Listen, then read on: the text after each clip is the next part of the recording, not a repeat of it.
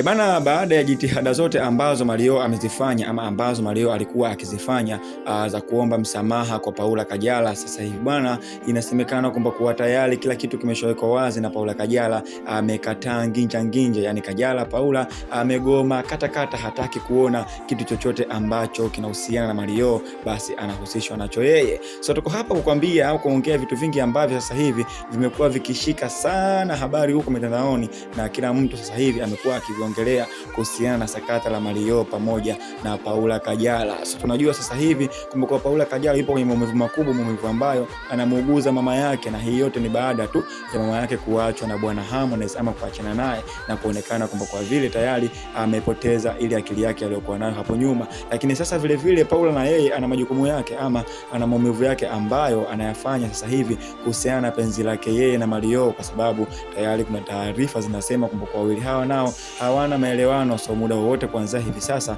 huenda na wao pia wakamwagana. So tuko hapa kukujuza ama kukwambia ni kitu gani ambacho kinaendelea. Lakini sasa kabla siendelea kukujuza, kama haujajiunga na familia hii, basi nikukumbushe tu bonyeza neno subscribe hapo, share, comment na like. Vile vile usisahau kubonyeza alama ya kengele ili uendelee kupata taarifa zetu.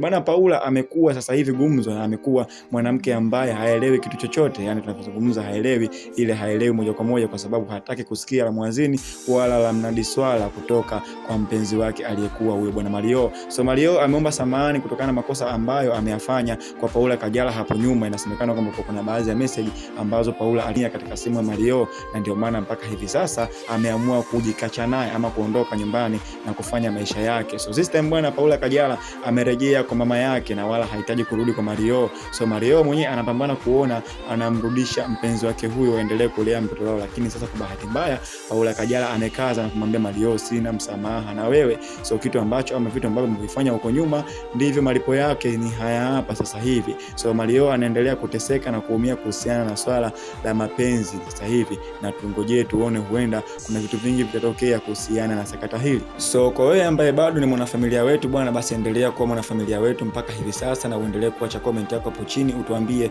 ni kitu gani ambacho unakiona katika sakata hili. Lakini pia kwa wewe ambaye bado haujawa mwanafamilia wetu, nikukumbusha tu kwamba kwa bado haujachelewa, una nafasi ya kuwa mwanafamilia wetu kwa kubonyeza neno subscribe, share, comment na like. Vile vile usisahau kubonyeza alama ya kengele. Have a good day, see you till next time.